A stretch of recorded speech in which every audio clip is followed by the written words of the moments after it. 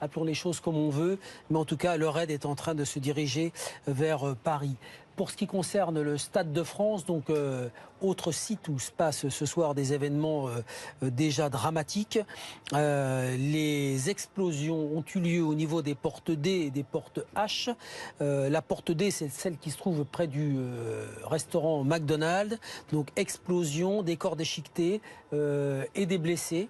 Et puis au niveau de la porte H, c'est la porte qui se trouve face au magasin Decathlon. Là encore, des explosions qui ont été entendues et au moins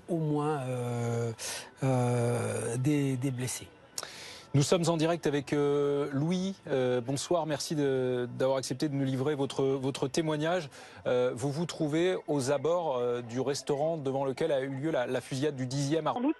Davantage de preuves. Les camions de pompiers qui étaient très nombreux il y a encore une demi-heure sont en train de quitter les lieux, d'évacuer les blessés qui étaient au croisement de la rue de la Folie-Méricourt et de la rue de la Fontaine au Roi. Lorsque nous sommes arrivés, on nous faisait état de 7 blessés ici dans le 10e arrondissement.